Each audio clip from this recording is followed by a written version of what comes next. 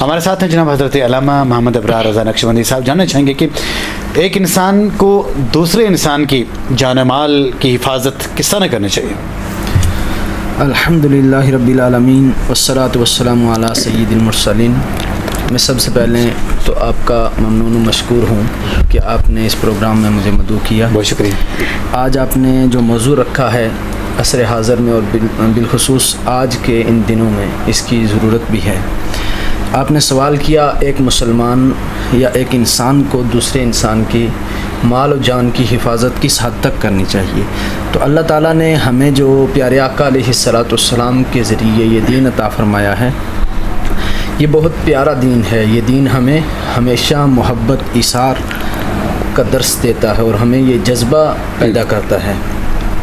حضرت امام غزالی رحمۃ اللہ علیہ نے ایک مسلمان کے دوسرے مسلمان پہ حقوق بیان کیے. آپ لکھتے ہیں تقریباً 23 حقوق بنتے ہیں اور آپ فرماتے ہیں جب ان کو اکٹھا کیا جائے، انہیں جمع کیا جائے تو ان کا ایک ہی معنی بنتا ہے، وہ ہے محبت.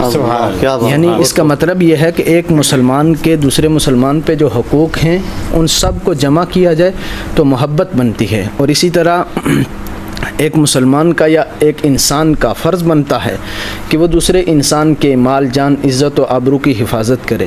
اور مسلمان کا تو یہی طریقہ کار ہے، یہی اس کی ڈیوٹی ہے سمجھو. آقا کریم صلی اللہ تعالیٰ علیہ وسلم نے صحابہ کرام سے فرمایا، اے میرے صحابہ کیا آپ جانتے ہیں کہ مسلمان کسے کہتے ہیں؟ تو پیارے آقا علیہ الصلاۃ والسلام کے صحابہ نے عرض کیا، رسول اللہ صلی اللہ تعالیٰ علیہ وسلم اللہ اور اس کا رسول بہتر جانتے ہیں. تو آقا کریم صلی اللہ تعالیٰ علیہ وسلم نے فرمایا، اے میرے صحابہ مسلمان وہ ہے جس کے ہاتھ سے اور اس کی زبان سے دوسرے مسلمان محفوظ رہیں. بہت خوبصورت. پھر آقا کریم صلی اللہ علیہ وسلم نے فرمایا، آقا کے صحابہ نے عرض کی، اے آقا مومن کسے کہتے ہیں؟ تو میرے آقا نے فرمایا، اے میرے صحابہ مومن وہ ہے کہ جس سے دوسرا مسلمان دوسرا مومن اپنے مال و جان اور عزت کو محفوظ سمجھے. تو ایک مومن کی، ایک مسلمان کی شان ہی یہی ہے کہ اس کے ہوتے ہوئے دوسرا مسلمان اپنے مال کی بارے میں پریشان نہیں ہوتا، اپنی عزت کی اسے پریشانی نہیں ہوتی، بلکہ اس کے دل میں یہ خیال آتا ہے کہ یہ مومن ہے، اس کے دل میں اللہ اور اس کے رسول کا خوف ہے، گویا یہ میرے مال کی بھی حفاظت کرے گا، اپنی مال کی بھی حفاظت کرے گا. جس طرح یہ اپنی جان کی حفاظت کرے گا اس طرح میری جان کی بھی حفاظت کرے گا، اور جس طرح یہ اپنی عزت کی حفاظت کرتا ہے اس طرح میری عزت کی بھی حفاظت کرنے کی کوشش کرے گا. تو ہمیں دین اسلام عزت و آبرو کی حفاظت کرنے کا درس دیتا ہے، دوسرے مسلمانوں کے مال جان کی حفاظت کرنے کے درس دیتا ہے.